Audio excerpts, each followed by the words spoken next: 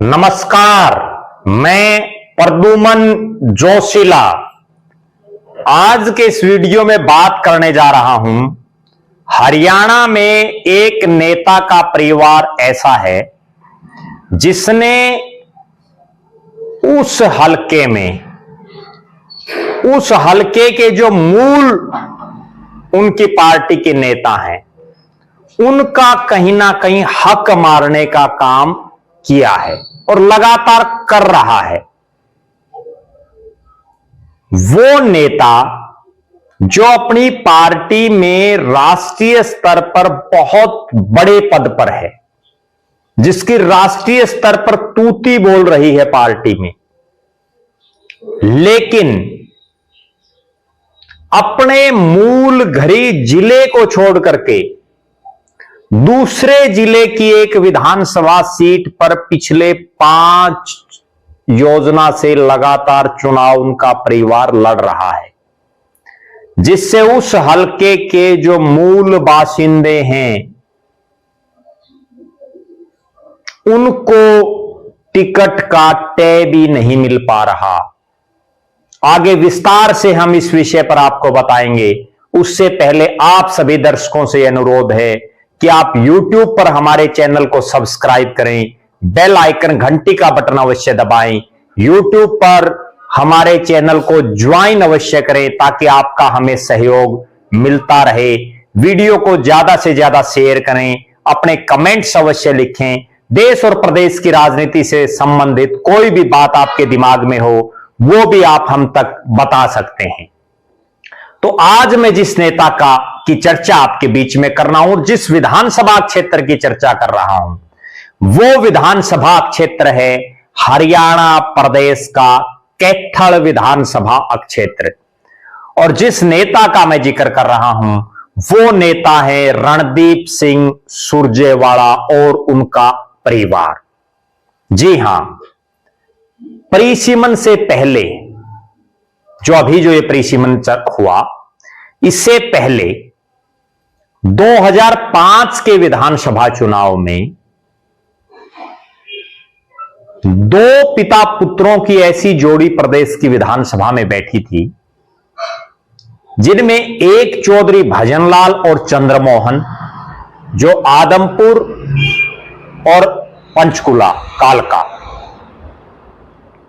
और दूसरी जोड़ी रणदीप सिंह सुरजेवाला और शमशेर सिंह सुरजेवाला की।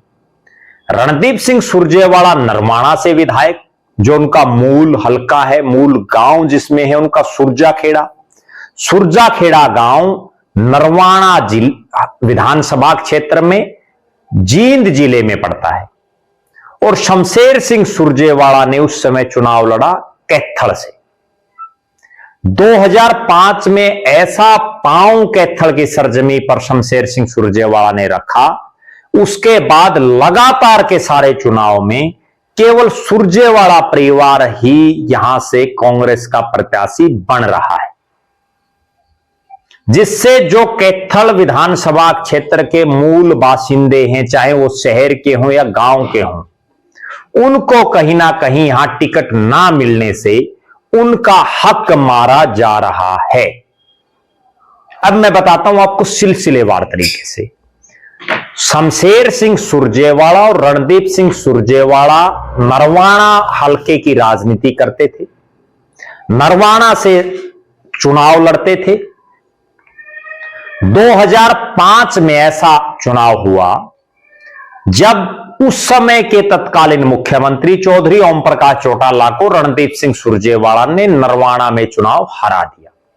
और उसी के साथ साथ उनके पिता शमशेर सिंह सुरजेवाला, जो हरियाणा कांग्रेस कमेटी के प्रदेश के अध्यक्ष रहे, किसान कांग्रेस के राष्ट्रीय अध्यक्ष रहे, हरियाणा से राज्यसभा के सांसद भी रहे, मंत्री भी रहे, बड़े नेताओं में शामिल थे, उनको कैथल शहर से टिकट देने का काम किया कांग्रेस ने। और उसके पीछे लॉजिक भी ये था कि रणदीप सुरजेवाला की भी कांग्रेस में ऊपर तक पैठ बढ़ चुकी थी।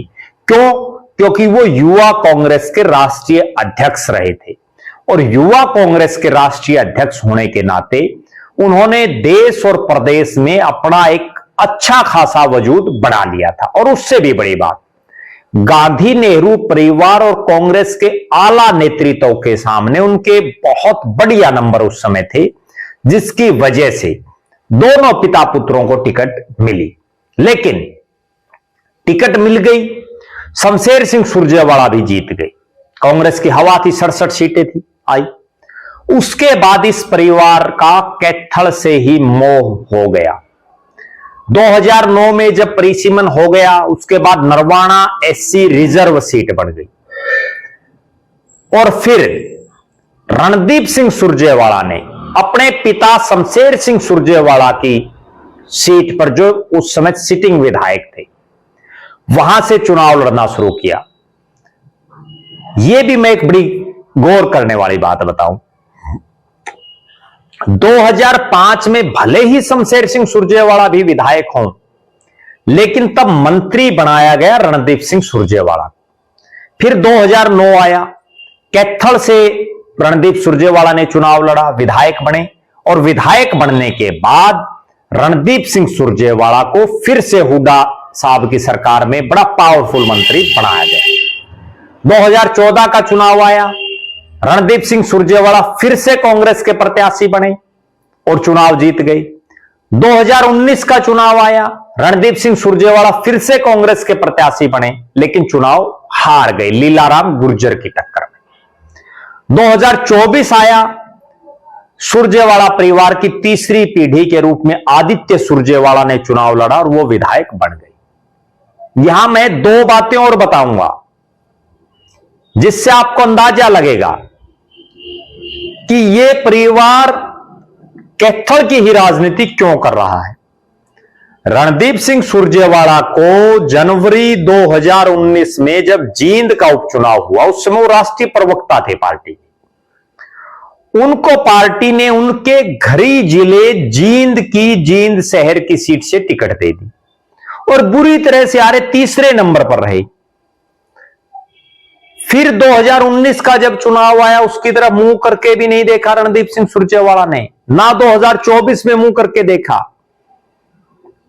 2024 के विधानसभा और लोकसभा के चुनाव से पहले रणदीप सिंह सुरजेवाला को राजस्थान से राज्यसभा में भेज दिया कांग्रेस ने, लेकिन उनका कैथल से मोह लगातार बना रहा और अपने बेटे, किसी वर्कर को टिकट नहीं दिलाई, कांग्रेस के किसी नेता को टिकट नहीं दिलाई, अपने उस बेटे को टिकट दिलाई जिनको राजनीति के कै खे गए का भी नहीं पता था।